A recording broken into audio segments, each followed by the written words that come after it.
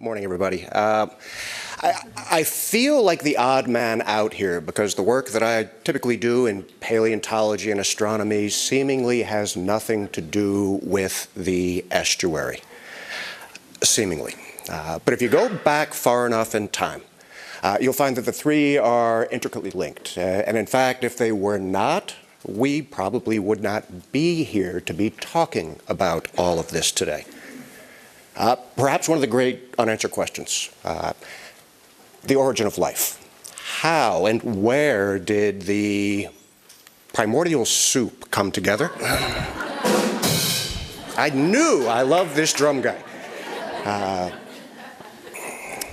To get life started, to start that process that eventually ends up with you, a human that can sit here in this room and think about these great unanswered questions.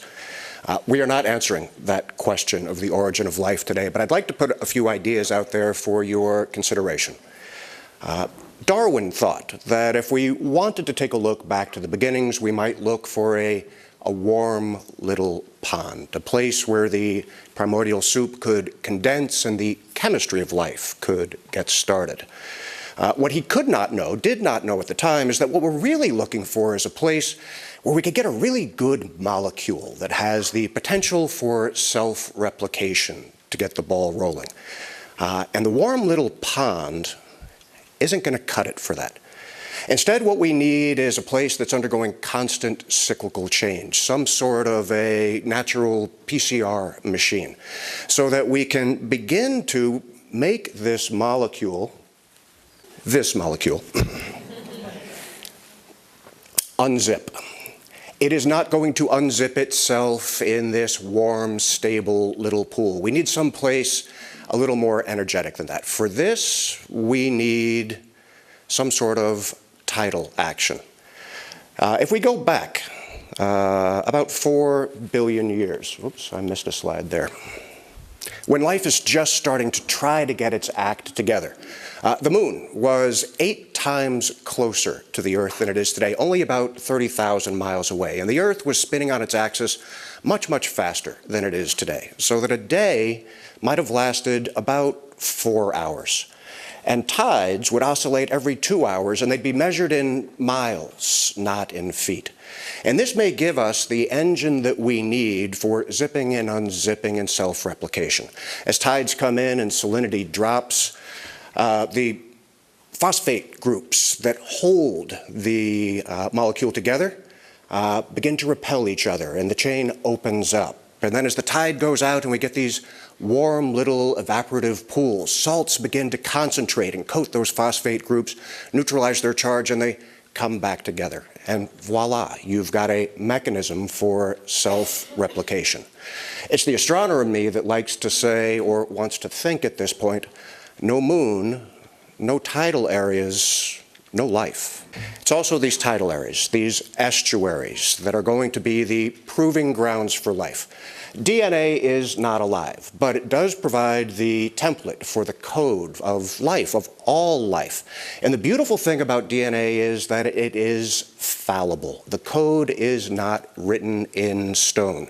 And the small variations in that code can lead to remarkable variations, even within a species. And it's those variations that provide the wherewithal for some individuals within a population to survive when there is change. And if you want to test your mettle, grow up in an estuary. Wet, got that. Dry, no problem. Salt, okay. Less salt, I'm on it. Paleontologists love an estuary. We seek out ancient estuaries. Sedimentation rates lead to great fossilization. And looking back at the fossil record, we're able to piece together that it's here in the estuaries, in these tidal areas, that life takes those first steps from water onto land and takes many paths from there, but one of those paths leads to you. You, then, arguably, come from the estuary. You of a species that has been curious enough and smart enough to piece together the history of life, the history of our planet, the history of our moon, to look out and find new habitable planets orbiting stars that are trillions of miles away. And you in this room, who took your time to come here and consider things about what we know about our estuaries and their state today, what we know about our land and our water and our ecosystems, and how we're talking about these things and thinking about these things and working with these towards the future. So it's you who came here to spend some time to think about these things, and that is why I thank you for being here. Thank you all very much.